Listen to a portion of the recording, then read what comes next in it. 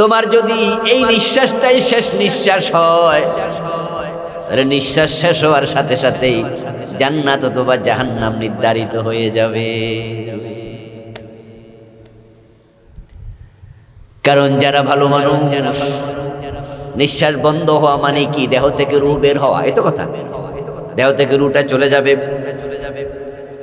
যদি আপনি খারাপ মানুষ হন, তাহলে আপনার ফেরেশতারা আসবে জাহান্নাম নিয়ে, ধরে জাহান্নামের ভিতরে ঢুকায় দেবে। চেহারার মাঝে পিটাতে থাকবে, পিঠের মাঝে আঘাত করবে, জাহান্নামের চাবুক নিয়ে হাজির হবে, আপনার জান বের করবে পিটাইতে পিটাইতে। তাহলে এখনো মরেন নাই, মরার আগে মারামারি শুরু। জাহান্নাম দূরে না কাছে? জুতার ফিতার সে আরো কাছে, আরো কাছে। ولو ترى إذ يتوفى الذين كفروا الملائكة يضربون وجوههم وأدبارهم ذوقوا عذاب الحريق। আল্লাহ বলে, হে প্রিয় নবী, খারাপ মানুষের যখন মৃত্যু হবে, আপনি যদি দেখতেন ফেরেশতা কিভাবে চেহারার মাঝে আর পিঠের মাঝে পিটাতে শুরু করে। আর যারা ভালো মানুষ, জান্নাতি মানুষ, ওদেরকেও তাই আল্লাহ জান্নাতের নিয়ামত তার মরার আগে দেবে। ফেরেশতা পাঠাবে, যাও আমার বান্দার কাছে গিয়া জান্নাতের আতর নাকের কাছে ছিটাইয়া দাও। আপনি মরার আগেই দেখতে পাবেন নিজের চোখে লাইন ধরে ফেরেশতা দাঁড়ায় আপনাকে সালাম দিচ্ছে, আর আপনার নাকের কাছে জান্নাতের স্প্রে করতেছে, সেন্ট আতর আপনার নাকের কাছে জান্নাত থেকে তারা লাগাইয়া দিচ্ছে। মরার আগে আপনি জান্নাতের আতর পাবেন, জান্নাতের নিয়ামত পাবেন, জান্নাত নিজের চোখে দেখতে পাবেন। তাহলে জান্নাত জাহান্নাম বহুদূর না, খুব কাছে। নিঃশ্বাস শেষ হওয়ার আগে শুরু হয়ে যায়। এখন যারা জান্নাত পেল তারা সফল মানুষ, আর যারা জান্নাত পায় নাই তারা কি মানুষ? ব্যর্থ মানুষ। আজকের মাহফিলে যারা আছেন, সুদে টাকা লাগানো আছে, ঠিক এই মুহূর্তে এমন দুই একজন মানুষ কি এখানে থাকার সম্ভাবনা আছে? অথবা আপনি সুদে টাকা এনে বাড়ি করছেন, গাড়ি কিনছেন, ছেলে বিদেশ পাঠাইছেন, এমন দুই একজন থাকার সম্ভাবনাও আছে। যারা সুদের সাথে জড়িত তারা সফল মানুষ না। চারটা কাজ। প্রথম কাজ ঈমান, দ্বিতীয়টা নেক আমল, 3 নাম্বারটা হকের উপদেশ, 4 নাম্বারটা ধৈর্যের উপদেশ।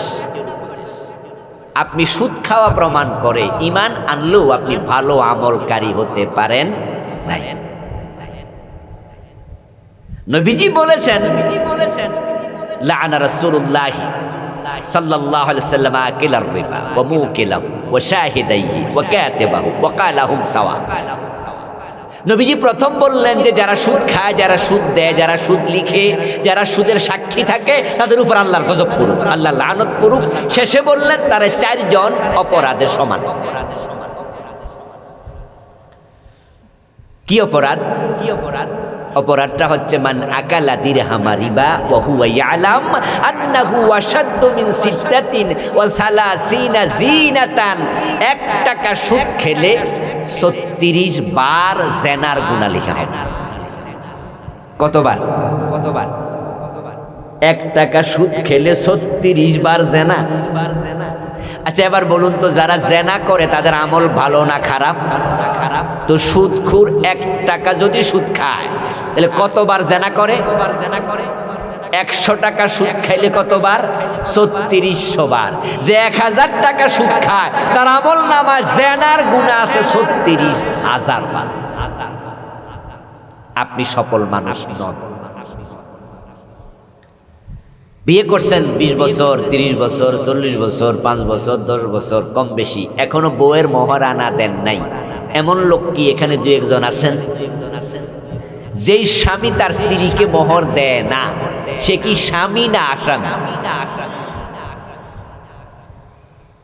তো বাংলাদেশে আসামির অভাব, তবে আপনি পুলিশের তালিকায় হয়তো আসামি নন, কিন্তু আল্লাহর তালিকা আপনি একজন আসামি। স্ত্রীর মহারানা দেয়া এটা নফল না ফরজ? আপনি ফরজে ঘাটতি করছেন, আপনি কিসের জান্নাত খোঁজেন? আমার বন্ধু, 4টি বিষয় আলোচনা করব সংক্ষেপে, তবে আলোচনাগুলো নিজের জন্য যেন হয়। আল কাইয়িসু মান দানা নাফসাহু ওয়া আমিলা লিমা বাদাল মাউত। নবীজি সাল্লাল্লাহু আলাইহি সাল্লাম বলেন, সেই তো চালাক মানুষ যে আত্মসমালোচনা করে, নিজের দোষ নিজে খোঁজে, অন্যের দোষ নয়। বাংলাদেশের লোকেরা নিজের দোষ বেশি খোঁজে না মানুষের দোষ খোঁজে? আমরা নিজের খবর নেই না, পরের দোষ খুঁজি। এমন দুর্ভাগ্য জাতি, জালেম ওলামারা পর্যন্ত মাহফিলে বইয়া অন্য হুজুরের বিরুদ্ধে কথা বলে, ঠিক না? নাম দৌড়া এবং এমন স্পিরিটে কয় মনে হয় উনি জেহাদে নামছে। একবারে নাম ধরে ধরে অমক হুজুর, তমক হুজুর, এই করছে ওই করছে, অমক কাফের, অমক শেষ, অমক মুশরিক হয়ে গেছে। নাম ধরে ধরে আরেকজন আলেমের বিরুদ্ধে কথা বলছে। একজন আলেম যখন জনসম্মুখে আরেক আলেমের বিরুদ্ধে কথা বলে, সাধারণ মানুষের কাছে আলেমদের সম্মান বাড়ে না কমে? আপনারা কেউ কেউ বলবেন যে হুজুর, তো আপনারা হুজুররা যদি ভুল করেন তো আরেক হুজুর আইসা কইব না? আমি বলবো, দোস্ত, হ্যাঁ আমি আপনার বিরুদ্ধে বলছি, আপনি ভুল করছেন, আর মনে মনে ভাবছি আমি হইলাম ফেরেশতা, আমি কোনো ভুল করি না। এটা কি ঠিক? আমার ভুল নাই? তা আমি যে আপনার ভুল ধরছি, আমার এটাও তো বোঝা উচিত যে আমারও কি হয়, ভুল হয়। তবে হ্যাঁ, আল মুমিনু মিরআতুন লিআখিহি, হাদিসে আছে একজন মুমিন আরেক মুমিনের জন্য আয়না। কিছু ভুল আছে যেগুলো ওপেন বলতে হয়, গোপন নয়। ওপেন ভুল করেছে, ওপেন সমালোচনা হবে, ওপেন সংশোধন হবে। গোপনে বললে মানুষ জানবে না এটা যে ভুল। কিন্তু আমার প্রশ্ন আপনার কাছে, ওই সমালোচনা কি ভালোবাসার সাথে হতে পারে না? শালীনভাবে হতে পারে না? উত্তম ভাবে হতে পারে না? কিন্তু আমি যদি আপনাকে ছোট করে কথা বলি, আপনার ইজ্জতে হাত দেই, আপনাকে এমন ভাবে কটাক্ষ করি মানুষের সামনে, আপনিও আলেম আমিও আলেম, এক আলেম যখন আরেক আলেমকে জাহেল বলে, পাগল বলে, মাতাল বলে, বলে গাঁজা খাইয়া স্টেজ উঠছে, আহ খোদা, বলে কি? লজ্জায় মাথা হেঁট হয়ে যায়। একজন আলেম আরেকজন আলেমকে বলবে গাঁজা খাইয়া স্টেজ উঠছে। আরে গাঁজা কারা খায়? কোন মানের লোকেরা খায়?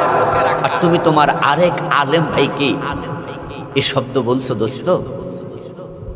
এজন্য নবীজি বলছে, আল কাইয়িসু মান দানা নাফসাহু ওয়া আমিলা লিমা বাদাল মাউত। অন্যের দোষ খোঁজা এটা চালাক মানুষের লক্ষণ নয়, সচেতন মানুষের লক্ষণ নয়।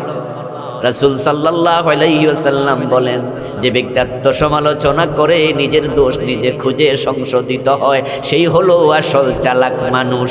কারণ নিজের দোষ যদি খুঁজে পায়, তওবা করার সুযোগ আছে না নাই?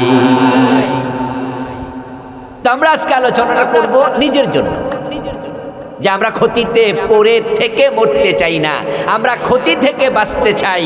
এখান থেকেই জান্নাতের সার্টিফিকেট নিয়ে মরতে হবে। জান্নাত আখেরাতে বন্টন হবে, কিন্তু কামাই করতে হবে কোথায়? দুনিয়া। নিঃশ্বাস বন্ধ হলে আর আমল করার সুযোগ নাই। আমল যত সব এখানে, ওখানে বন্টিত হবে। দুনিয়াকে বলা হয় আখেরাতের কৃষি ক্ষেত, আর দুনিয়া মাজরাআতুল আখিরা। যত আমল করো এখানে করো, অন্যদিকে বেশি তাকানো দরকার নাই। কু আনফুসাকুম, আগে নিজে বাঁচো, তারপরে হলো আহলিকুম, তারপরে কাকে বাঁচাও? পরিবারকে বাঁচাও। এরপরে মানুষের সাথে কথা বলো। গল্প করে করে সময় যেন নষ্ট না হয়। Time is gold, time is money, ওয়াল আসর। তোমার জীবনের কসম, আল্লাহ সময়ের কসম করে বুঝায়, আল্লাহর কাছে সময়ের দাম অনেক বেশি। কত মানুষ হাশরের ময়দানে সামান্য সওয়াব কমতির কারণে জাহান্নামে যাবে, অথচ তার হাতে সময়ের অভাব ছিল না, কত সময় সে অপচয় করেছে। নবীজি বলেছেন যে উকুনের ডিম পরিমাণ সওয়াব কম, কতটুকু কমের কারণে কত লোক জাহান্নামী হবে। কি পরিমাণ কম? ওয়াজ বাড়িতে নিয়েন। উদাহরণটা দিছে রাসূল। কিসের ডিম? কথা বলেন, কিসের ডিম? উকুন চিনেন? এক একটা হাতির মতো বড়। কতটুকু? তো তার ডিম কতটুকু? উদাহরণটা বুঝছেন?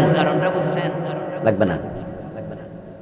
উকুনের ডিম রাসূলের উদাহরণটা বুঝেন। এই উদাহরণ রাসূলুল্লাহ ফাইলো কই? আমি হাদিস পড়া অবাক হলাম যে নবীজি সাল্লাল্লাহু আলাইহি সাল্লাম বলেছে মিসলু সাওয়াবা, উকুনের ডিম। আরে শব্দ,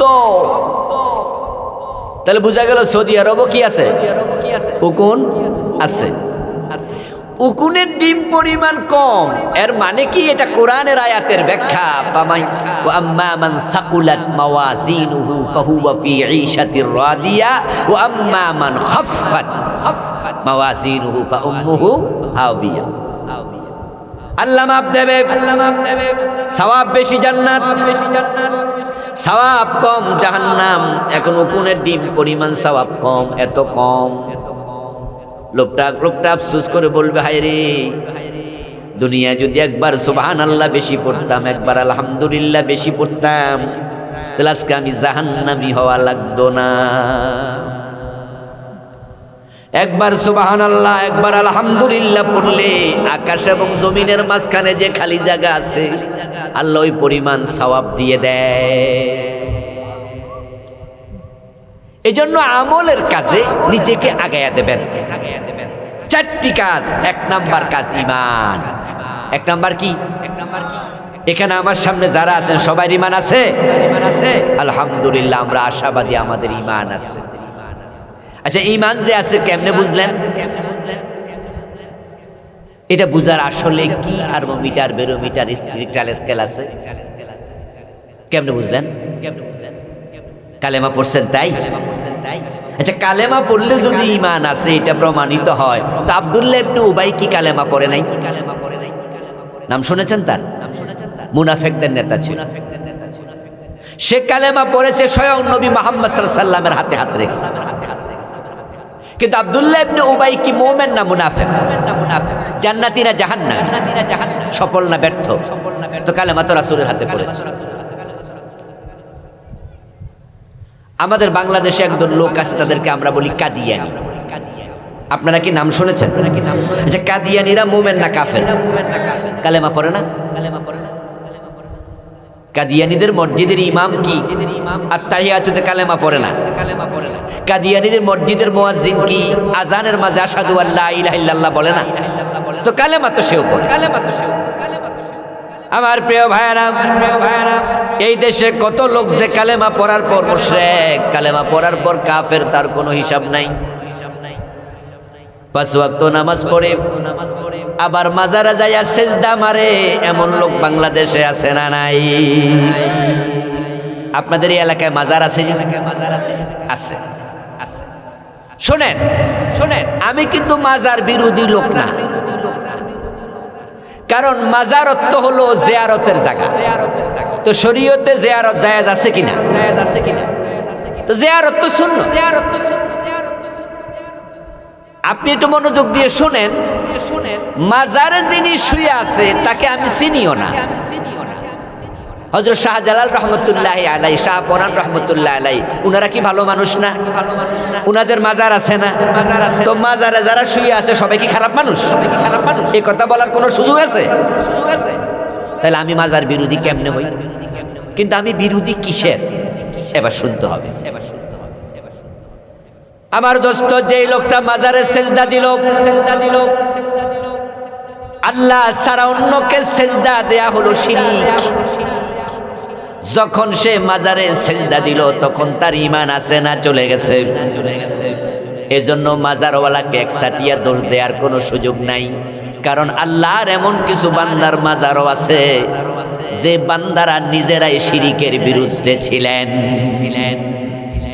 যেমন শাহপরান, শাহজালাল রহমতুল্লাহি আলাইহিমা, উনারা দুজন আরব থেকে, এই বাংলাদেশে, তখন তো বাংলাদেশ ছিল না, ভারত উপমহাদেশ ছিল, আরব থেকে ভারতে আসছে, দুইজন মুশরিকের বিরুদ্ধে তলোয়ার হাতে নিয়ে জিহাদ করেছে।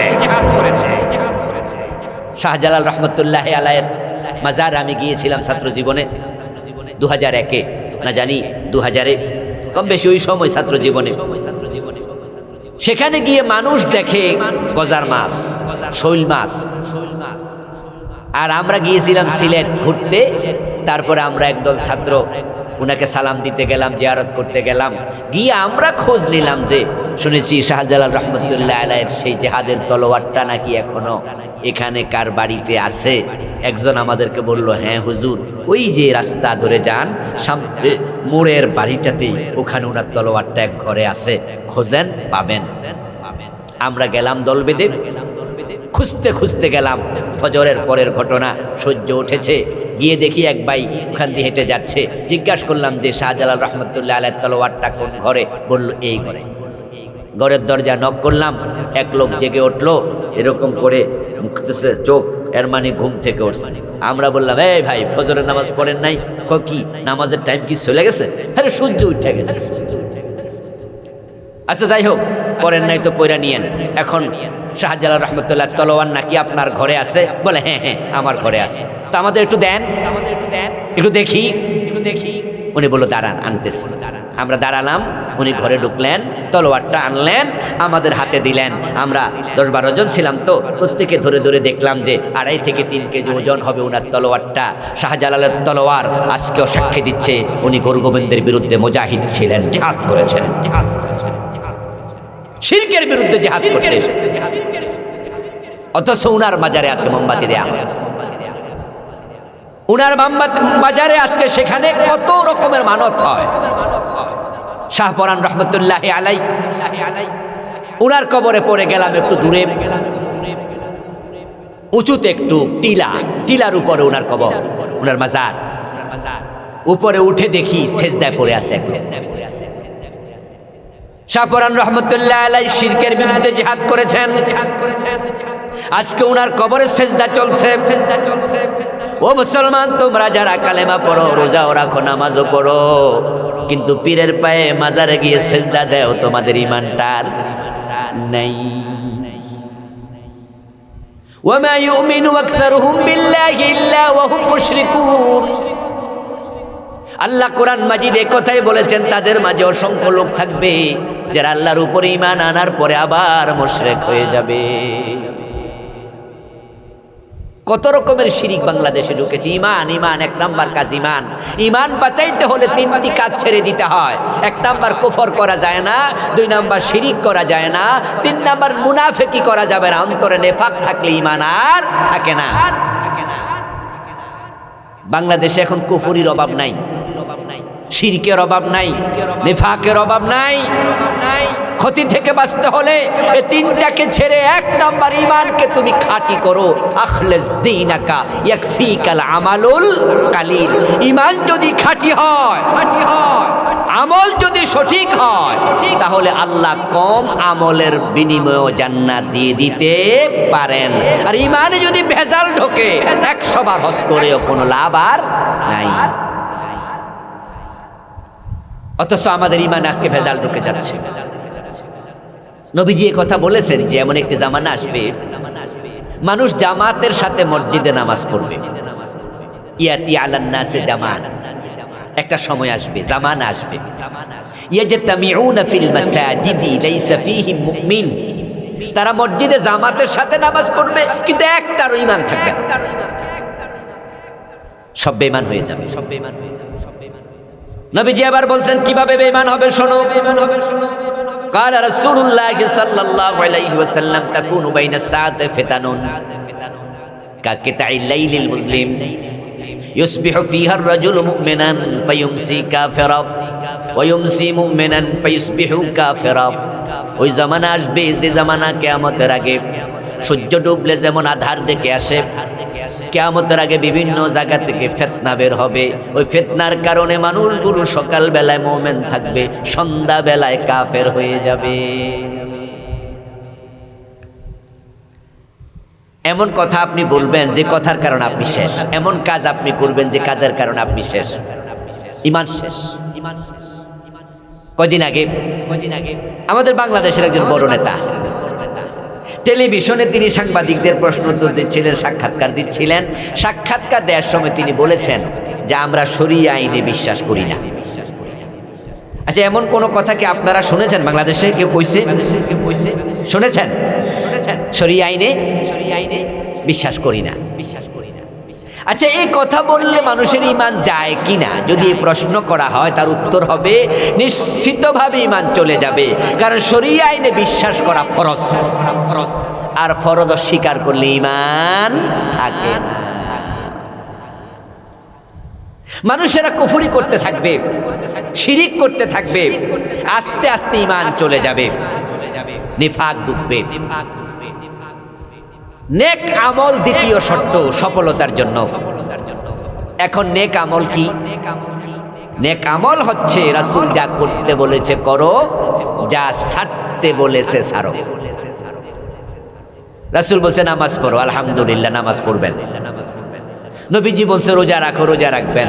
এবার নবীজি বলছে পর্দা করো, এখন পর্দা কি ধরবেন না ছাড়বেন? কিন্তু হাজী সাহেবের মেয়ে বোরকা ছাড়া কলেজে যায়, এমন হাজী সাহেব বাংলাদেশে আছে কিনা? 5 ওয়াক্ত নামাজ পড়ে নিজের যুবতী মেয়ে বোরকা ছাড়া স্কুলে যায়, এমন লোক নামাজি আছে কিনা? তো সে সকল ফরজ ধরছে না কিছু কিছু ছাড়ছে? এ ছাড়ার অধিকার আপনাকে কেউ দেয় নাই। আমি জানি না গ্রামে কালচারটা আসছে কিনা। শহরে দেখা যায় যে মেয়ে ইন্টারমিডিয়েটে পড়ে, এসএসসিতে পড়ে, ছেলে অনার্সে পড়ে, বাহিরের এক ছেলে বাসায় আসা প্রাইভেট পড়ায় 1 to 1। টেবিলের এই পাশে ছেলে বসে, ওই পাশে মেয়ে বসে, যুবতী মেয়ে। একটা যুবক ছেলের কাছে পড়তে দিয়েছে, পর্দার বালাই নাই। কান খুলে শোনো মুসলমান, যেখানে একজন নারী আর একজন পুরুষ থাকে বেগানা, সেখানে মাঝখানে থাকে শয়তান। যেই বাবা তার মেয়েকে পর্দা শিখায় না, সে বাবা দায়ুস। যে ভাই তার ছোট বোনকে পর্দা শিখায় না, সে বড় ভাই দায়ুস। যে স্বামী তার স্ত্রীকে পর্দা শিখায় না, সে স্বামী দায়ুস। আর নবীজি বলছেন আদ-দায়ুস লা ইয়াদখুলুল জান্নাহ, যারা দায়ুস হয় তারা জান্নাতে প্রবেশ করবে না। আরে ভাই, নিজের বউরে মোটরসাইকেলের পিছনে লইয়া তারপরে ঘুরে বেড়ায় বেপরদায়, এমন কিছু স্বামীও আছে। এবং মোবাইল খুললে মাঝে মাঝে দেখা যায় ফেসবুকে বউয়ের সাথে স্বামী একসাথে ছবি দিচ্ছে। বেপরদা বউয়ের সাথে স্বামী একসাথে ছবি দিচ্ছে, পুরা জাতিকে দেখাচ্ছে তার বউকে। হাসরের ময়দানে এই স্বামীগুলো দায়ুস হিসাবে উঠবে। শুধু বউয়ের কারণে কত স্বামী জাহান্নামী হবে তার কোনো হিসাব নাই। আপনি নামাজি, আপনি হাজি, আপনার মেয়ে বেপরদায় চলার কারণে আল্লাহ যখন তাকে জাহান্নাম দেবে, তখন আপনি বলবেন যে আল্লাহ, আমার মেয়েটা জাহান্নামী হলো। আল্লাহ বলবো তুমিও দাঁড়াও। আর মেয়ে বলবে আল্লাহ, আমার বাবা আমাকে বোরকা ছিলাইয়া দিলে তো আমি জাহান্নামী হতাম না। আমার বাবা আমাকে বোরকা ছিলাইয়া দেয় নাই, বরং বাবা নিজে মেয়েকে গানের স্কুলে ভর্তি করাইয়া নাচ শিখায়। এমন কিছু জালেম বাবা আছে না নাই? মেয়েদেরকে নিজে বাবা গানের স্কুলের সাথে করে নিয়ে যায়, নাটক করে, সিনেমা করে, মা সাথে নিয়ে যায়। আমি এমন বোরকাওয়ালা দাড়িওয়ালা বাবা দেখেছি, বোরকাওয়ালা মা দেখেছি, তা যুবতী মেয়ে অর্ধেক উলঙ্গ। কি রুচি! ওই মেয়ে আল্লাহর কাছে বলবে আল্লাহ, আমি একা জাহান্নামে কেন যাব? আমার বাবা যদি আমাকে পর্দায় রাখতো, আমি তো বেপর্দা হতাম না। নাজআলহুমা তাহতা আকদামিনা লিয়াকুনা মিনাল মুসলিমিন। বাবারে ডাকো, আজকে আমি পায়ের তলায় রেখে জাহান্নামে যেতে চাই। নেক আমল মানে নিজে আল্লাহর নবী যা করতে বলেছেন করো, যা ছাড়তে বলেছেন ছাড়ো। শুধু নামাজ রোজা হজ যাকাত নেকামল নয়, আমার রাসূল মসজিদ যেমন চালাইছে, আমার নবী মদিনার প্রেসিডেন্ট হইয়া কোরআন দিয়া 10 বছর রাষ্ট্র চালাইছে। চালান নাই? নবী শুধু মসজিদের ইমাম ছিলেন, রাষ্ট্রের নেতা ছিলেন না। তো এখন মসজিদে নামাজ পড়ার জন্য এত ইমাম, সব হুজুর প্রতিযোগিতা করে। দেখবেন যে হ্যাঁ, কোন মসজিদে যদি ইমাম চলে যায়, পরে ইন্টারভিউ নেয়, ইমাম নিবে 1 জন, হাজির হইছে 50 জন 60 জন। ঢাকা শহরে 100-150 হাজির। মসজিদের ইমামতি ছোট্ট জায়গায় মাত্র 200 মানুষ, 300-500 মানুষের নেতৃত্ব দিবে। এখানে যদি তুমি ইমাম হওয়ার জন্য প্রতিযোগিতা করো, রাষ্ট্রে মানুষ থাকে কোটি কোটি, এক একটা আসনে 5-5 লাখ লোক, 3 লাখ 4 লাখ লোক। এ মুরাদনগরে ভোটার কত খবর নেন, জনসংখ্যা কত খবর নেন, যে আপনার এই মুরাদনগরে একজন ইসলামী নেতা বানানোর জন্য আলেমদের মাঝে প্রতিযোগিতা হওয়া দরকার আছে না নাই?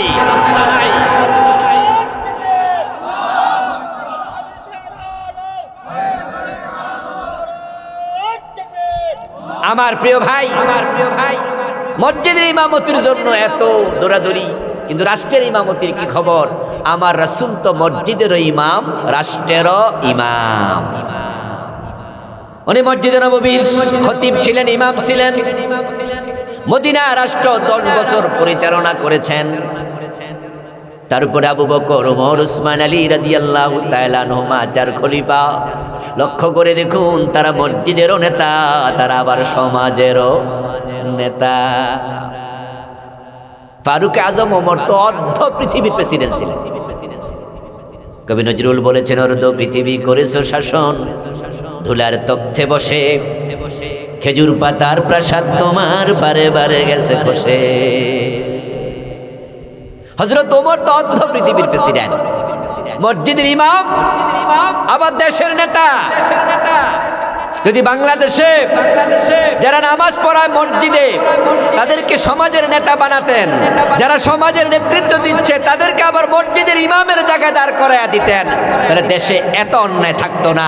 বিচারে কেউ ঘুষ খাইয়া বিচার উল্টাইয়া দিত না, ন্যায় বিচার প্রতিষ্ঠিত হয়ে যেত, সমাজে ন্যায় ইনসাফ আসতো।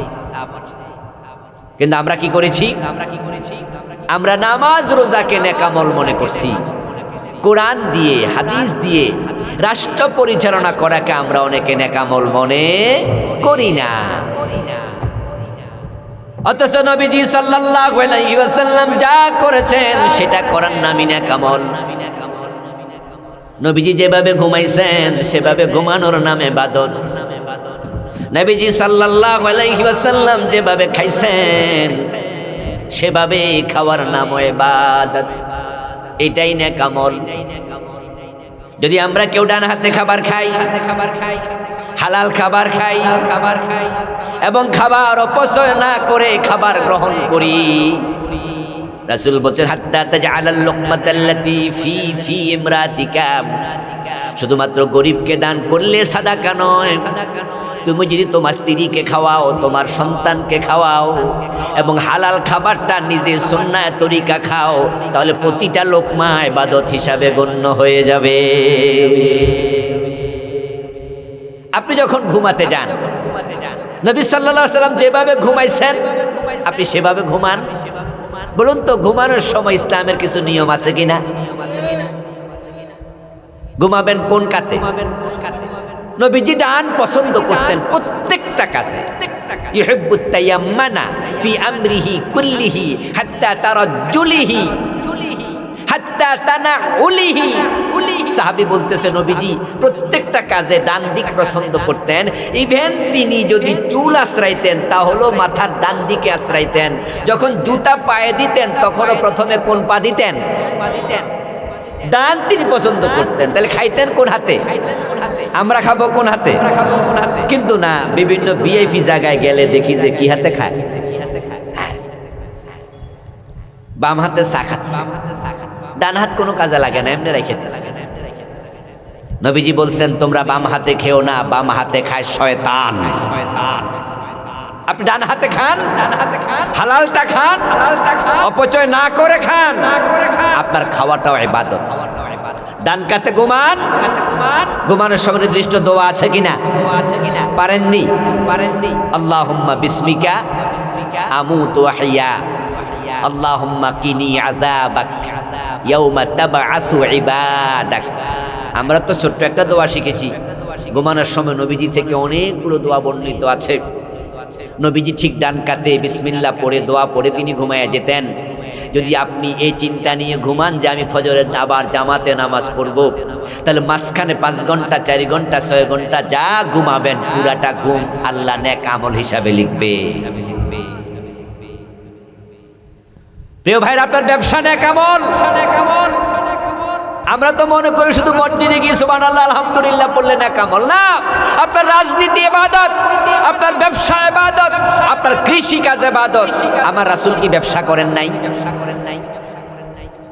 قال رسول الله صلى الله عليه وسلم التاجر الصدوق الامين مع الصديقين مع النبيين والصديقين والشهداء। নবীজি বলছেন, যদি কোনো ব্যক্তি সত্যবাদী ব্যবসায়ী হয় তার হাসর হবে নবীদের সাথে, সিদ্দিকদের সাথে, তার হাসর হবে আল্লাহর শহীদ বান্দাদের সাথে। ব্যবসায়ীরা মানুষের যে উপকার করে অন্যরা তো উপকার করতে পারে না। ডাক্তাররা মানুষের যে উপকার করে অন্যরা পারে না। এইভাবে আপনারা যারা কৃষক, আপনারা যে উপকার করছেন আমি সেটা পারছি না। আপনি কত কষ্ট করে খেতে ধান লাগাচ্ছেন, ধান বড় করছেন, গাছ, তারপরে পানি দিচ্ছেন, সেখানে ঘাস আগাছা তুলে ফেলছেন, তারপরে কাটছেন, তারপরে বাড়িতে এনে সুন্দর করে রেডি করে আপনি চাল বের করে ঢাকা পাঠাচ্ছেন। আমি সেখান থেকে কিনে খাচ্ছি। আচ্ছা বলুন তো, এই যে খাবারটা আমি খেয়েছি, আপনার যে পরিশ্রম, সেখানে আমার কি পরিশ্রম হয়েছে? তাহলে আপনি আমার কাছ পর্যন্ত খাবারটা পৌঁছানোতে আপনার কত কষ্ট। যদি এটা আপনি নেক নিয়তে করেন, সওয়াবের নিয়তে করেন, পুরাটা কৃষি কাজ আল্লাহ ইবাদত হিসাবে লিখে নেন।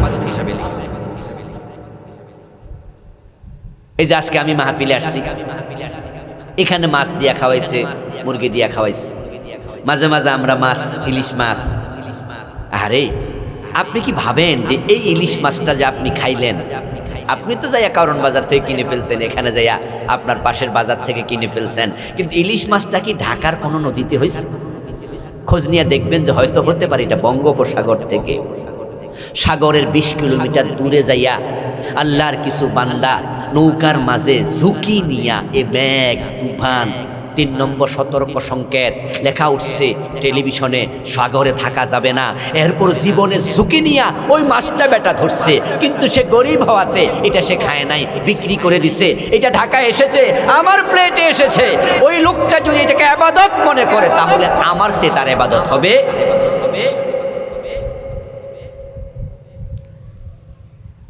রমাদানের পরে কোনো কারণে আর দেশে থাকলাম না, ঢাকায় চলে গেলাম ঈদের পর। এখন ঢাকায় যাইয়া সকালবেলায় নাস্তা করব, পরিবারের লোকেরাও যায় নাই, টাকা পকেটে আছে, কিন্তু বাইরে সকালবেলা দেখি যে হোটেলগুলো নিয়মিত খোলা থাকে একটাও খোলা নেই। আচ্ছা, পকেটে টাকা থাকলে টাকা কি পানিতে চুবাইয়া খাওয়া যায়? এখন রুটি কই, আটা কই, বানানোর লোক কই? তখন আমি বুঝেছি এ দোকানদার শুধু দোকানদারি করে না, তারা মানুষের সেবা করে, আর মানব সেবার মতো উত্তম ইবাদত হতে পারে না। ইসলামী সমাজ কল্যাণ পরিষদ তারা মানুষের বাড়ি বানায়া দেয়, ঘর বানায়া দেয়, সেবা করে। কুনতুম খায়রা উম্মাতিন উখরিজাত লিন-নাস, আল্লাহ বলে তোমরা সৃষ্টির সেরা, তোমাদেরকে মানুষের কল্যাণের জন্য বানাইছি। নবীজি বলছেন, একটা কুকুর পিপাসিত হয়ে মরুদ্যানে একটু জিহ্বা বের করে হাঁপাচ্ছে, একজন পতিতা চরিত্রহীন মহিলা পাশ দিয়ে হেঁটে যাচ্ছে, কুকুরের দিকে চোখ পড়ল, দেখলো জিহ্বাটা বের করে কুকুরটা হাঁপাচ্ছে, খুব কাহিল হয়ে গেছে, কিন্তু কুফে নামবে, কূপ তো একবারে গভীর হয়, পারছে না। ওই পরিচরিত্রহীন পতিতা নারী, তার পায়ে ছিল চামড়ার মোজা, সেটা খুলে তার ওড়নার সাথে বাঁধলো, বেদেশে মোজাটা কূপে ফেললো। এখন চামড়ার মোজা তো পানি বলল, সে তুলে কুকুরটার জিহ্বার মাঝে, মুখের মাঝে পানিটুকু দিল, কুকুরটা ওই পানি পান করে পরিতৃপ্ত হলো, কষ্ট থেকে বেঁচে গেল। নবীজি বলছেন যে রহমানের রহমতের দরিয়ায় জোয়ার উঠে গেল। আল্লাহ তাআলা বলে এই কুকুর তো আমি বানাইছি, যদিও এটা নিকৃষ্ট সৃষ্টি, সে তো আমার জিকির করে। আমার মাখলুকের প্রতি যদি ওই মহিলা এত দয়া দেখাতে পারে, ওই মহিলা পতিতা হোক আর যাই হোক, আমি আল্লাহ কেন দয়া দেখাতে পারবো না? নবীজি বলেন আল্লাহ তার জীবনের সব গুনাহ মাফ করে দিয়েছে। মানব সেবা, তাহলে কোথায়? কুত্তার সেবা যদি এত বড় হয়, কুকুরের সেবা যদি এত বড় হয়। নবীজি সাল্লাল্লাহু আলাইহি ওয়াসাল্লাম মেরাজের রাতে জান্নাতে গিয়েছেন। রাসূল বলেন দাখালতুল জান্নাহ ওয়া রাআইতু ফিহা রাজুলান ইয়াতাকাল্লাবু। জান্নাতে ঢুকে দেখি আল্লাহর এক বান্দা জান্নাতে হাঁটে, বিচরণ করে। আমি জান্নাতুল ফিরদাউসে যাইও তারে দেখলাম, নাইমে গিয়েও তাকে দেখলাম, খুলুদে গিয়েও তাকে দেখলাম, মাওয়াতে গিয়েও তাকে দেখলাম। পুরা জান্নাত তার জন্য আল্লাহ খুলে দিয়েছেন। জান্নাতের যত স্তর আছে, যত দরজা আছে, যেখানে যাই সে হাঁটে। আমি ভাবছি নিশ্চয়ই এটা অনেক বড় নেক আমলকারী আল্লাহর বান্দা বটে। জিজ্ঞাসা করলাম জিবরিল, এই লোকটাকে জান্নাতের যেখানে যাই সেখানে দেখতে পাই, আমার উম্মতকে আমি খবর দিতে চাই তার নেক আমলের ব্যাপারে। আমার উম্মত যেন এভাবে জান্নাতে এসে হাঁটতে পারে, চলতে পারে। আমাকে বলো তার এই জান্নাত পাওয়ার কারণটা কি, নেক আমলটা কি? জিবরিল আমিন তার আমলনামা দেখলেন। নবীজিকে এবার জানালেন দাখালাল জান্নাতা ফি শাজারাতিন কাতাআন যারিত তারিকি দুজিন নাস, রাওয়াহুল বুখারী। ও রাসূল, তার জান্নাতে প্রবেশের যে কারণ আমি দেখলাম আমলনামায়, সেটা তো গাদা গাদা আমল নয়, বরং রাস্তায় চলাচলের পথে একটা গাছ ছিল। নতুন পথি খাটার সময় রাস্তার মোড়ে গাছ, তাই মাঝে মাঝে হোঁচট খাইতো। এ বেটা সিদ্ধান্ত নিল এই গাছটা কেটে রাস্তাটা পরিষ্কার করে দে, মানুষ আরামে হাঁটতে পারবে। সে মানুষের চলাচলের জন্য রাস্তা পরিষ্কার করেছে, আর আল্লাহ খুশি হইয়া তার জন্য পুরা জান্নাত খুলে দিয়েছে। মানুষের উপকার করেন, সেবা করেন, মা বাবার সেবা করেন, এলাকাবাসীর সেবা করেন। আমাদের ভাই আফসোস করে বলছে যে এত সুন্দর আয়োজন আমরা করলাম, লোকজন কম আসছে, লোকজন সেভাবে সাড়া দেয় না। উনি বলছে আমার চোখে পানি চলে আসতেছে। আমি বলবো দুঃখ করো না, ভালো কাজে সবসময় লোক কম থাকে, অসুবিধা নাই। এই জন্য জান্নাতের পথে কেউ না চললে একা হলেও চলতে হয়। সেবা করবেন মানুষের, বিশেষ করে মা বাবার, এটা সবচেয়ে বড় নেক আমল। মা বাবার সেবা সবচেয়ে বড় নেক আমল। ইল্লাল্লাযীনা আমানু, পরেরটা কি? ওয়া আমিলুস সালিহাত। শুধু হজ করা নেক আমল না, শুধু জিহাদের মাঠে তলোয়ার হাতে নিয়ে দৌড়াইয়া যায় সেখানে শহীদ হওয়া নেক আমল না। মা বাবার সেবা কত বড় নেক আমল। নবীজি মেরাজের রাতেই আরেক ব্যক্তিকে জান্নাতে গিয়ে দেখেন সে কোরআন পড়ছে। قال رسول الله صلى الله عليه وسلم دخلت الجنة وسمعت فيها قراءة। আমি জান্নাতে ঢুকলাম, জান্নাতে ঢুকে কেরাত শুনতে পেলাম। সামিতু ফিহাল কোরআন, আল্লাহর এক বান্দা কোরআন পড়ছে। আমি থমকে দাঁড়ালাম, ভাবলাম যদি তাওরাতের অনুসারী হতো, ইহুদি হলে তাওরাত পড়তো, খ্রিস্টান হলে ইনজিল পড়তো, কিন্তু কোরআন যেহেতু পড়তেছে নিশ্চয় সে আমার উম্মত। এখন তার ব্যাপারে আমি জানতে চাইলাম, জিবরিলকে বললাম মান হুয়া, ও জিবরিল, আল্লাহর জান্নাতে আসলো, কোরআন পড়ার অনুমতি পাইলো, কি সৌভাগ্যবান এই লোকটা কে? জিবরিল আমিন বলে চিনেন নাই রাসূল, হুয়া হারিসা ইবনে নুমান, এটা আপনার সাহাবী হারিসা। সুবহানাল্লাহ পড়েন ভাইয়া। হুজুর আপনার সাহাবী হারিসা। অথচ হারিসা ইবনে নুমান তখনও ইন্তেকাল করেন নাই, সে এখনো দুনিয়াতে। নবী দেখতেছে জান্নাতে কোরআন পড়তেছে। হারিসা ইবনে নুমান রাদিয়াল্লাহু তাআলা আনহু জীবনী আমি পড়েছি। উনি মারা গেছেন হযরত ওমরের শাসন আমলে, মানে রাসূলের ইন্তেকালেরও আরো অনেক পরে মারা গেছে। কিন্তু রাসূল উনাকে মেরাজের রাতে দেখে কোরআন শরীফ পড়তেছে। কোথায়?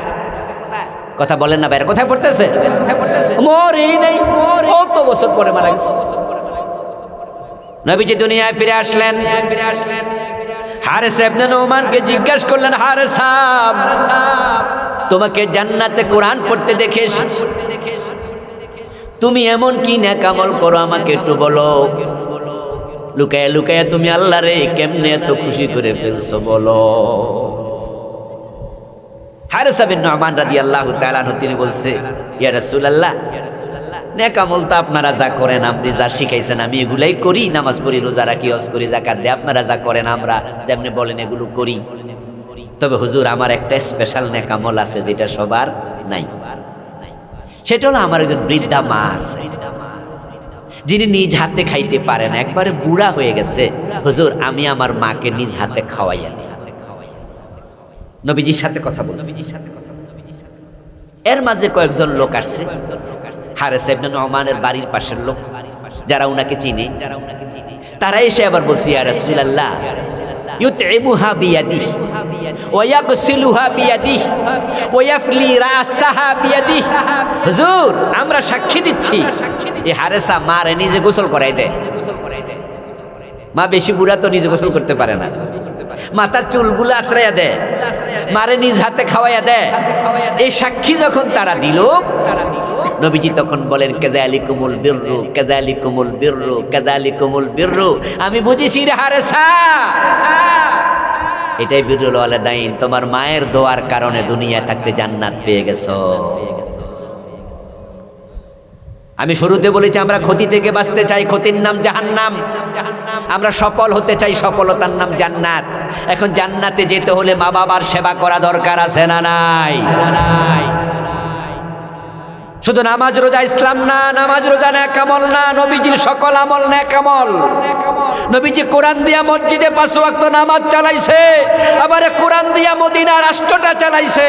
এখন আমরা কোরআন দিয়া মসজিদও চালাতে চাই, কোরআন দিয়া বাংলাদেশও চালাতে চাই, দরকার আছে না নাই?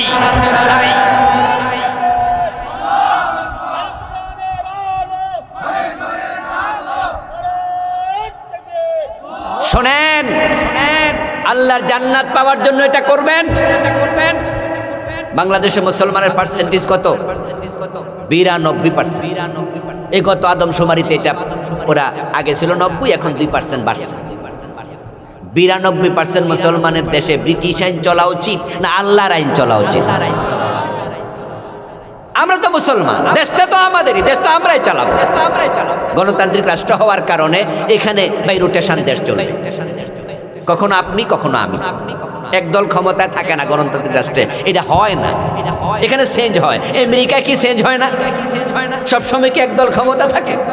ওখানে কখনো ডেমোক্রেট, কখনো আবার ওখানে কনজারভেটিভরা আসে। সিস্টেম এটাই। কিন্তু থিওরিটা হবে মসজিদ 200 বছর পুরাতন, ইমাম কিন্তু একজন ছিল না। 10 বছর, 15 বছর, 5 বছর, 150 বছর পরে মসজিদের ইমাম চেঞ্জ হয়েছে। কিন্তু মাগরিবের নামাজ কয় রাকাত? প্রিয় ভাইরা কথা বলেন না, কয় রাকাত? ইমাম চেঞ্জ হয়, নীতি চেঞ্জ হয় না। মাগরিবের ফরজ চেঞ্জ হবে না, জোহর চেঞ্জ হবে না।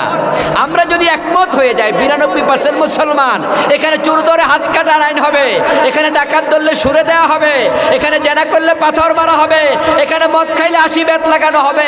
যেই দল আসে একই আইন মানবে, দেশে আর মদখোর থাকবে না, চুরি ডাকাতি থাকবে না, দেশটা সত্যি সোনার বাংলা। রাজার চেঞ্জ হবে, নীতির চেঞ্জ হবে না। কিন্তু আমরা কি কোরআনের পক্ষে সবাই আসতে পারছি? তো জান্নাতের আশা করেন কেমন? এত সোজা? বলবেন হুজুর কোরআন তো কিছু মানি। আল্লাহ তাআলা বলছে, ফাতুমিনুনা বিবাদিল কিতাবি ওয়া তাকফুরুনা বিবাদ। তোমরা কি কোরআন মাজিদের কিছু মানবা, কিছু বাদ দিবা? আল্লাহ প্রশ্ন করতেছে। তাহলে আল্লাহ বোঝে যে কিছু লোক সুবিধাবাদী, তারা সব মানতে রাজি হবে না। ফামা জাযাউ মান ইয়াফআলু যালিকা মিনকুম ইল্লা খিজিয়ুন ফিল হায়াতিদ দুনিয়া ওয়া ইয়াউমাল কিয়ামাতি ইউরাদ্দুনা ইলা শাদ্দিল আযাব। কিছু মানবা, কিছু মানবা না, দুনিয়ায় আমি ইজ্জত সম্মান দেব না, আর মরার পরে জাহান্নামে ফেলে দেব, জান্নাতও দেব না। কিছু মান আল্লাহ পছন্দ করে না। অজুর ফরজ কয়টা? এতগুলো মানুষ জবাব দিচ্ছেন না কেন? অজুর ফরজ কয়টা? আচ্ছা, আপনি যদি শীতের কারণে 3টা মানছেন, ঠ্যাং দুইছেন না, অজু হয়েছিল? শীত বেশি তো এই জন্য দুইছেন না, এসব অজু চলবো? ফজরের নামাজের ফরজ কয় রাকাত? 1 রাকাত ভালো কইরা পড়ে বাড়ি গেছেন গা, সওয়াব পাইবেন 50%, ঠিক না? কত কত পাইবেন? কেন আপনি অর্ধেক না পড়ছেন? এসব অর্ধেকা চলে না, পড়লে পুরা পড়ে, না পড়লে আউট। তোমার মতো বান্দা আল্লাহর দরকার নাই। আল্লাহর দরকার সে বান্দার যে বান্দা আল্লাহ সব আইন মানতে রাজি থাকে। আল্লাহ সেই বান্দা দরকার। আহারে, আমাদেরই লাভ হইতো যদি আমরা কোরআনটাকে সব জায়গায় মানতে পারতাম। লাভটা আমাদেরই হতো, আল্লাহর কোনো লাভও নাই, আল্লাহর কোনো লসও নাই। লাভও আমাদের, লসও আমাদের।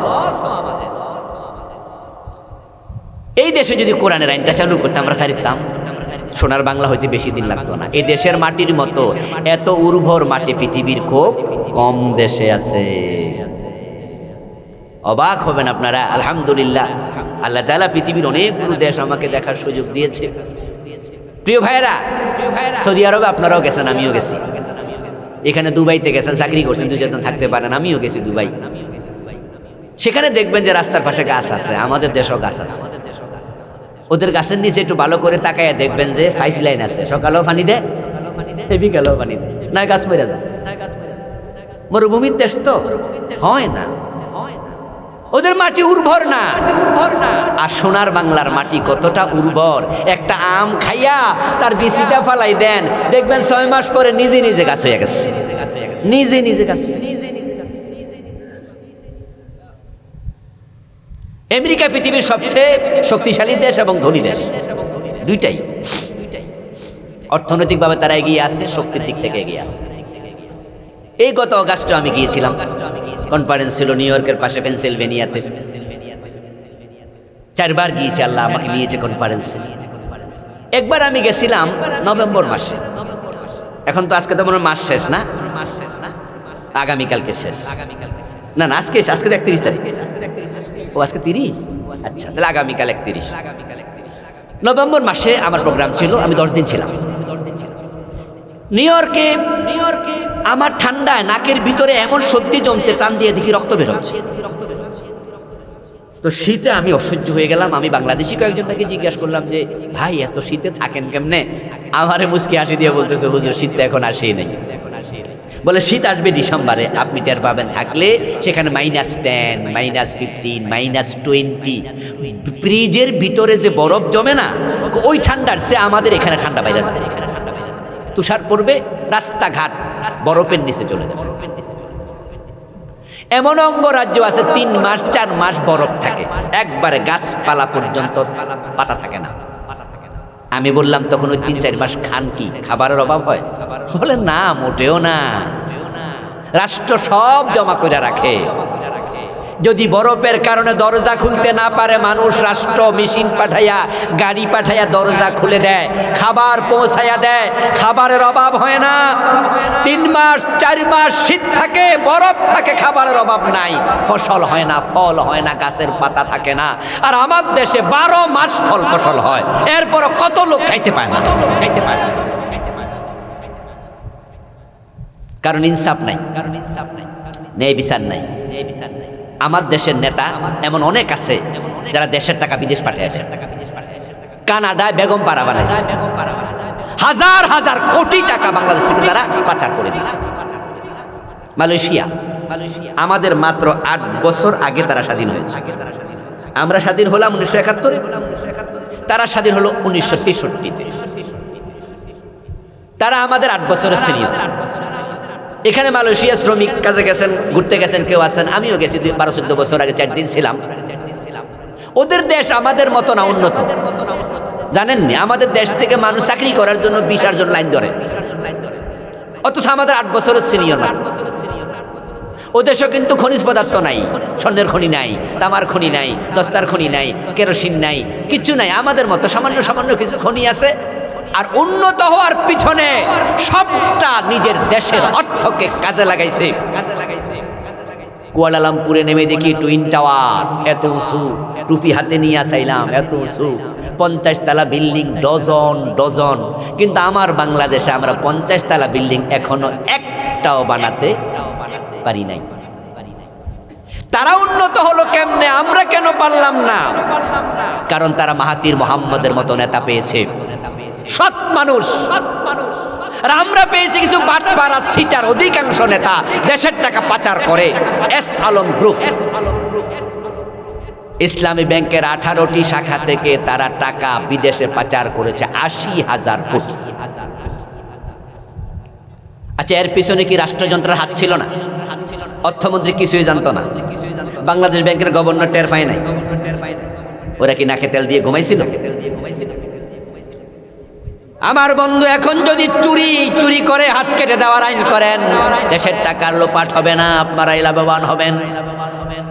এই যে মাদক আজকে যুব সমাজকে শেষ করে দিচ্ছে, মাদক বন্ধের জন্য ইসলামী আইনটা বড় দরকার। 80 বেতের আইন 6 মাস চালু করে দেখো, 6 মাসের ব্যবধানে মদ খাওয়ার সাহস আর কেউ করবে না। 80 বেত চালু করে দাও। আরে যারা 54 বছর ধরে দেশটা চালাচ্ছে তারা তো মাদকের বিরুদ্ধে কার্যকর পদক্ষেপ নেয়নি বললে চলে। একটা অফিস বানাইছে, এটার নাম দিছে মাদক নিয়ন্ত্রণ অধিদপ্তর। আচ্ছা, আমরা কি মাদকের নিয়ন্ত্রণ চাই না নির্মূল চাই? আপনারা কি চান, নিয়ন্ত্রণ না নির্মূল? তো তারা তো নির্মূলের চিন্তাই মাথায় না। কেমনে মদ বন্ধ হবে? ওয়াতাওয়াসাউ বিল হক ওয়াতাওয়াসাউ বিস সাবর। হক মানে ইসলাম, আল ইসলামু হাক্কুন ওয়াল কুফরু বাতিলুন। আমরা ইসলামের দাওয়াত দিচ্ছি, এটা দিবেন মানুষকে। ঘরে দেবেন, বাড়িতে দেবেন, পাড়ায় মহল্লা দেবেন। ওয়াজ শুনতে এসেছেন, মোবাইলে চান্স পাইলে জুমার মসজিদের আলোচনা রেকর্ড করবেন। ভালো ভালো বক্তা আছে, জুমায় আলোচনা করে, হুজুরের 40 মিনিটের বক্তৃতা, আধা ঘন্টার বক্তৃতা রেকর্ড করে নিয়ে যাবেন। কারণ এখানে তো আপনার স্ত্রীকে নিয়ে আসতে পারেন নাই, জুমাতে পারেন নাই, মাহফিলে আপনার যুবতী মেয়ে ঘরে আছে। রাতে এশারের নামাজের পরে আগামীকাল যখন খাইতে বসবেন, তখন বলবেন যে মা আসো টেবিলে খাইতে বসি। নিজের বোনকে নিয়ে, বউকে নিয়ে, মেয়েকে নিয়ে বসবেন। আজকে কথাবার্তা হবে না, একসাথে ভাত খাও আর মোবাইলটা অন করে দেন। 40 মিনিটের বক্তৃতাটা শুনান, মেসেজটা আপনার মেয়ের কানেও চলে যাবে, আপনার বউর কানে চলে যাবে। যখন ঘরে একটা ইসলামী পরিবেশ হয় তখন ইসলাম মানা সহজ হয়। আপনাকে যদি আপনার বউ হেল্প করে তাহলে আপনার দিন মানা সহজ হবে। আপনি বেতন পান মাসে 30,000 টাকা, 40,000 টাকা, এই টাকা দিয়ে সংসার চালাইয়া, বাচ্চা কাচ্চা পড়াইয়া, আসলে শহরে চলা খুব কঠিন। কারণ বাড়ি ভাড়ায় তো লাগে 12,000, 15,000, 20,000, তো 30,000 টাকা থাকে কি? কিন্তু বউ যদি আপনাকে বলে দেয়, দেখো আমরা আটার রুটি খাবো, আমরা সবজি খাবো, কিন্তু গোশ খাবো না, তোমার ইনকাম কম, আমরা এতে খুশি, কিন্তু আমাদেরকে খুশি রাখার জন্য তুমি ইনকাম করতে উপরি গোশ খাইবা, এই হারাম আমরা কিন্তু খাবো না। তাহলে ইসলাম মানা সহজ হয়ে যায় না? কিন্তু আপনি ঘরে যদি ইসলাম না পৌঁছান, তাহলে আপনার বউ কিন্তু 1 লাখ টাকা বেতন পাইলো, সে বলবে হয় নাই, আরো দেও, আরো দেও। পাশের বাসার প্লাট, ওই ভাবি কিন্তু একটা নেকলেস কিনছে 2.5 ভরি স্বর্ণের ওজন। এখন বর্তমানে 2.5 ভরির দাম তো 5 লাখ টাকা। তা আপনি কয় লাখ টাকা বেতন পাইলে কুলাবেন? এই জন্য বলুন তো, ইসলাম মানার জন্য ঘরে ইসলামের প্রচার দরকার আছে কিনা? নিজের যুবক ছেলের কাছে ইসলাম ধৈর্যের প্রশিক্ষণ করবেন। এই 4টা গুণ অর্জন করলে জান্নাত মিলবে। আল্লাহ এই 4টা গুণ অর্জন করে আমাদের সকলকে জান্নাতে যাওয়ার তৌফিক দাও। সবাই বলেন আমিন, সবাই বলেন আমিন। হাদা মা ইনদি ওয়াল ইলমু ইনদাল্লাহ আলাইহি তাওয়াক্কালতু ওয়া ইলাইহি উনীব। ওয়া মিন সাইয়্যাতি আমালিনা من يهد الله فلا مضل له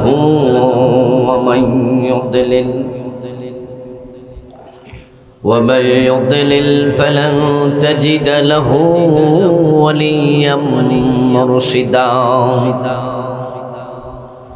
وأشهد أن لا إله إلا الله وأن محمدا عبده ورسوله أما بعد فقد قال الله تعالى في كلامه المجيد أعوذ بالله من الشيطان الرجيم بسم الله الرحمن الرحيم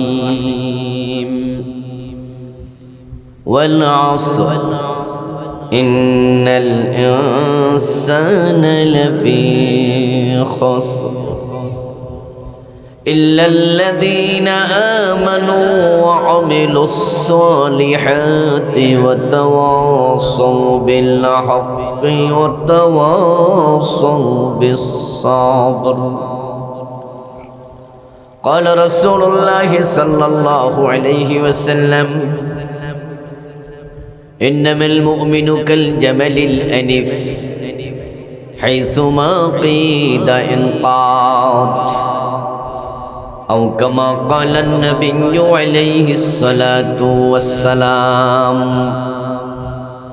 সকলে মেহেরবানি করে দুরূদ শরীফ পড়ুন আল্লাহুম্মা সাল্লি আলা মুহাম্মাদিন ওয়া আলা আলি মুহাম্মাদ কামা সাল্লাইতা আলা ইব্রাহিম ওয়া আলা আলি ইব্রাহিম ইন্নাকা হামিদুম মাজিদ اللهم بارك على محمد وعلى آل محمد كما باركت على إبراهيم وعلى آل إبراهيم إنك حميد مجيد اللهم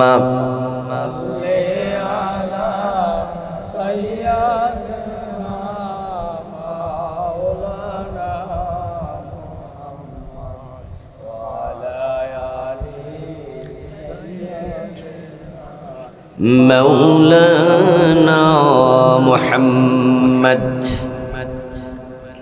সাতমুড়া ইসলামী সমাজ কল্যাণ পরিষদ কর্তৃক আয়োজিত আজকের এই চমৎকার তাফসীরুল কোরআন মাহফিলের সম্মানিত সভাপতি, সম্মানিত অতিথিবৃন্দ, আজকের মাহফিলের সম্মানিত আলোচকবৃন্দ, উপস্থিত মুহতারাম উলামায়ে কেরাম, ইসলাম প্রিয় তৌহিদি জনতা, পর্দার অন্তরালের সতী সাধবী, সম্মানিত মা ও বোনেরা, প্রিয় দিনী ভাইয়েরা, কেমন আছেন আপনারা? ভালো আছেন শুনে ভালো লাগলো। আল্লাহর কাছে আমরা দোয়া করি আল্লাহ আমাদেরকে ভালো রাখুন, সুস্থ রাখুন, যতদিন তিনি আমাদের বাঁচিয়ে রাখবেন সুস্থতার সাথে ঈমানের সাথে বাঁচিয়ে রাখুন, বলুন আমিন। সুস্থতা আল্লাহর নিয়ামত। যারা অসুস্থ তারা বোঝে সুস্থতার দাম কত বেশি। শরীরের একটা অঙ্গ যদি ডিসেবল হয়ে যায় তাহলে আপনার জীবনের সুখ হারিয়ে যাবে। আল্লাহ তাআলা আমাদের দেহে কতগুলা অর্গান বানিয়েছেন, চোখ, নাক, আমাদের হাত, পা, আমাদের দেহের অভ্যন্তরে ফুসফুস, কলিজা, যকৃত, ব্লাড, এমন কিছু অঙ্গ প্রত্যঙ্গ আছে একটা বিকল হলে শরীর শেষ। আল্লাহ তাআলা যে আমাদেরকে সবগুলো সচল রাখলেন, ভালো রাখলেন, আমরা থাকছে না, তোমার এটা থাকছে না, ওটুকু নয়েজ কিচ্ছু হবে না। বলছিলাম আল্লাহ তাআলা যে আমাদেরকে এইভাবে ভালো রাখলেন, সুস্থ রাখলেন, আল্লাহকে আমাদের কাছে কোনো এই টাকা গুলো দাঁত ভেঙে গেলে ভিতরে ভাই ধরিস না, কি লেগা ধরতে আইলি রে ভাই? যা ছিল ঠিক ছিল, একটু পিছাও, হয়েছে হয়েছে। হ্যাঁ, আল্লাহ ভরসা। দোয়া ওখানে বয়ে বয়ে শুধু সোবানা আবার দিছে, হয় নাই তো, আবার লড়ে গেছে। হয়েছে নি? আল্লাহরিও না, আমি আগাইতেছি। ওকে, তোমরা সরো সরো সরো। আল্লাহ তাআলা আমাদেরকে যে ভালো রাখলেন, আমাদের দেহের অর্গানগুলোকে সচল রাখলেন, এর বিনিময়ে কি আল্লাহ আমাদের কাছে কোনো টাকা পয়সা দাবি করছে? দাবি করে নাই। আপনি কি ভাবতে পারেন যে আপনি 24 ঘন্টার মাঝে যে অক্সিজেন নিচ্ছেন, করোনা আসার পরে তো আমরা অক্সিজেনের কিছু দাম টাম বুঝছি, ঠিক না? আরে কত হাসপাতাল ছিল, রোগী দৌড়াদৌড়ি করছে, কিন্তু অক্সিজেন নাই, ভর্তি করে নাই। আল্লাহ তাআলা যদি শুধু অক্সিজেনের বিল চাইতো তাহলে দিয়া কুলাইতে পারতেন তো? আল্লাহু আকবার, আল্লাহু আকবার। আমাদের মোবাইল আমরা ব্যাটারি চার্জ দেওয়ার পরেও কারো কারো দিনে একবার চার্জ দেওয়া লাগে, ব্যাটারি একটু লুজ হলে, দুর্বল হলে দুইবারও দেওয়া লাগে। যতই স্ট্রং হোক 2-3 দিন পরে তো একবার দিতে হয়। আমাদের দেহে বাল্ব আছে, বগলের নিচে শীতকালেও কিন্তু কিছু গরম লাগে না? টের পাইছেন নি? শীতকালেও যে আপনার হাত দিলে একটু গরম গরম লাগে। আচ্ছা, ওই যে বাল্ব জ্বলছে গরম, চার্জ দিয়েছেন কয়দিন? দেন নাই। ঘুমিয়ে আছেন কিন্তু আপনার হার্ট কাজ করছে, টিক টিক টিক টিক করে। একটু বুকের নিচে হাত দিলে দেখবেন যে নড়ছে, এবং আপনার লাংস বাতাস নিচ্ছে, বাতাস ছাড়তেছে, তাই আপনার নিঃশ্বাস ঢুকতেছে, নিঃশ্বাস বের হচ্ছে, আপনি টের পান না, ঘুমায় আছেন। এই লাংস যদি কাজ না করতো, হার্টবিট নড়াচড়া না করতো, তাহলে মানুষ বলতো তার হৃদযন্ত্রের ক্রিয়া বন্ধ হয়ে সে মরে গেছে। এই লাংস যদি কাজ না করতো, মানুষ বলতো শেষ নিঃশ্বাস ত্যাগ করেছে। আমরা টেরই পাইলাম না, কিন্তু লাংস কাজ করতেছে, হার্ট কাজ করতেছে। আপনাদের কাছে আমার জিজ্ঞাসা, এই সব সচল রাখছেন কে? বিনিময়ে টাকা পয়সা চাইছে? প্রিয় বন্ধু আমার, মাকেও যদি সন্তান না দেয়, মাও বদদোয়া দিয়া বসে। স্ত্রীকে যদি স্বামী না দেয়, তাহলে স্ত্রী স্বামীর সাথে সম্পর্ক রাখতে চায় না। কিন্তু আল্লাহর সাথে আমরা কেমন সম্পর্ক রাখলাম এত নেয়ামতের পরেও? একটু আত্মসমালোচনা করলে দেখবেন অনেকের ভান্ডার খালি। এই যে আমরা অকৃতজ্ঞ বান্দা, এটার উদাহরণ আজকের মাহফিল। যদি শুধু এই গ্রামের লোকেরাও আসতো, তাহলে প্যান্ডেলে জায়গা হতো না। এখানে আলোচনা হবে কার কিতাব থেকে, কার হাদিস থেকে? আল্লাহর কিতাব থেকে আলোচনা হবে, নবীজির হাদিস থেকে আলোচনা হবে। তো আল্লাহর কিতাবের কথা শোনার মতো সময়ও তোমাদের নাই। কি পোড়া কপাল! এর ব্যতিক্রম আপনারা যারা আসছেন, বসছেন, কোরআনের মাহফিল আসতে পারা, বসতে পারা, এটা আল্লাহর বড় দয়া। যেমনই দয়া আমাদেরকে সিক্ত করলেন, কোরআনের কথা বলা, কোরআনের কথা শোনার মতো সুযোগ দিলেন, আজকের মাহফিলে জমায়েত হওয়ার মতো তৌফিক দিলেন। আমরা শুরুতে তাকে কৃতজ্ঞতা জানাতে চাই, শুকরিয়া জানাই। সবাই মিলে একবার জোরে জোরে কালিমাতুশ শুকর পড়ি, আলহামদুলিল্লাহ। প্রিয় ভাইরা যারা দাঁড়ায় আছেন, ওই যে কয়েকজন যুবক ভাই, আপনারা দয়া করে চলে আসেন, মাহফিলটা আরো সুন্দর হোক। দাঁড়ায় থাকেন না, জায়গা তো আছে, পিছনে দাঁড়ায় আছেন অনেকে বুকে হাত দিয়া। কেন, সামনে তো জায়গা আছে। মাহফিল কমিটির ভলান্টিয়ার আছেন, ভলান্টিয়ার ভাইরা যান, ভাইদেরকে, এই যুবক ভাইরা আসেন, সামনে চলে আসেন, আসেন, আইসা বসেন, দেখবেন যে মাঠ ভরে যাবে ইনশাআল্লাহ। চলে আসেন, হ্যাঁ চলে আসেন, মাহফিলের ভিতরে আসেন। ভিতরে আসলে ভালো লাগবে।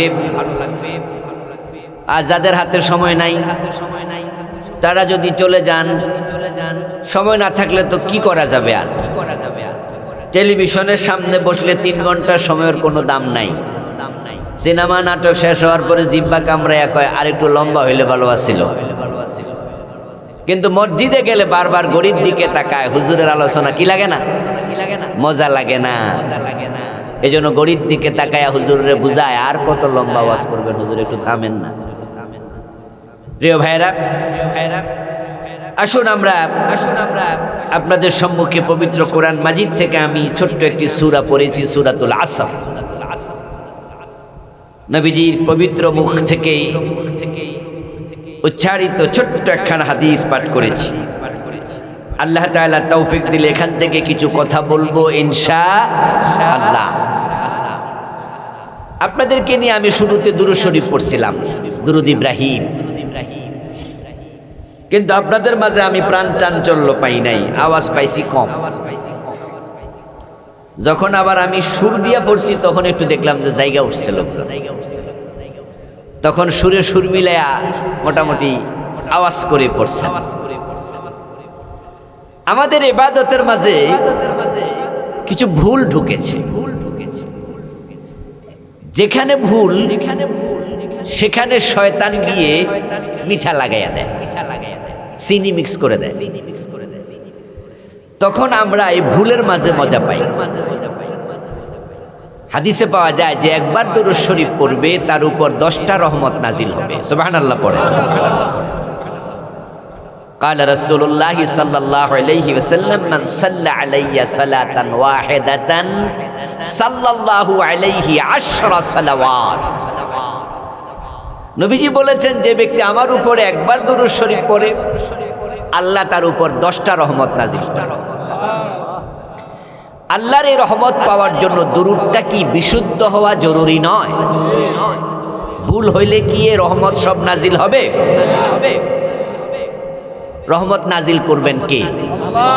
তো আপনি যা পড়তেছেন তা শুদ্ধ না অশুদ্ধ, এটা কি আল্লাহ দেখবেন না? দেখবেন। আমাদের প্রতিটা আমল আল্লাহ যাচাই বাছাই করে এবার নাম্বারিং করে। সেখানে যাদের আমল যত সুন্দর তার নাম্বার পায় তত বেশি, সওয়াবের সংখ্যা তত বেশি। আমরা যারা পরীক্ষার হলে পরীক্ষা দিছি, এখানে আপনারা শিক্ষিত মানুষের সংখ্যাই বেশি। আচ্ছা বলুন তো, ক্লাসের সকল ছাত্র কি সমান নাম্বার পাইছে? এক্সামিনার দেখছে, যার লেখা যত ভালো হয়েছে সুন্দর হয়েছে তার নাম্বার তত বেশি, আর যার যত ভুল বেশি হয়েছে, বলেন না, বাকিটা বলেন না, নাম্বার কমে গেছে। আবু বকর সিদ্দিক ফজরের নামাজ 2 রাকাত পড়ছে ফরজ, হযরত ওমরও 2 রাকাত পড়ছে ফরজ, আমরাও 2 রাকাত পড়ি ফরজ। আবু বকর রাদিয়াল্লাহু তাআলা আনহু, ফারুক আযম ওমর রাদিয়াল্লাহু তাআলা আনহু, উনারা যে 2 রাকাত পড়ছে, যে পরিমাণ সওয়াব পাইছে ওই 2 রাকাতে আপনি আর আমিও 2 রাকাত পড়ি, সওয়াব কি সমান সমান নাকি উনারা বেশি? ইয়েস। ক্লাসের ছাত্রদের মাঝে ভেরিয়েশন হয়। যার লেখা যত সুন্দর যত ভালো তার নাম্বার তত বেশি। মানুষের আমলের মাঝে ইখলাস, আমলের বিশুদ্ধতা, আল্লাহ এগুলো দেখে নাম্বারিং করে। এখন দুরূদ শরীফ একবার পড়লে 10 নাম্বার, কিন্তু আমাদের দেশে টাইনা টাইনা যে দুরূদ চালু হয়েছে, কে চালু করছে আমি জানি না, কোনো না কোনো হুজুরে করছে, আমার মতো একজন হুজুরে করছে। এখন সেখানে টানতে যাইয়া আমি গোনা দেখছি, দুরূদ শরীফ টেনে পড়লে ভুল হয় 10টার মতো। যেমন আমি শোনাচ্ছি, আমার সাথে পড়বেন না, যা শোনাই আল্লাহুম্মা। আচ্ছা, মাতে কি টান আছে? তা আপনি টানটা পাইলেন? মিমের উপরে তো তাসদীদের উপরে জবর একটা, খারা জবর তো নাই। খারা জবরটা আছে আল্লাহ শব্দের উপরে। আল্লাহর লাম আছে না, লামের উপরে কি আছে? খারা জবর। খারা জবর হলে এক টান। শুধু জবরে কি কোনো টান আছে?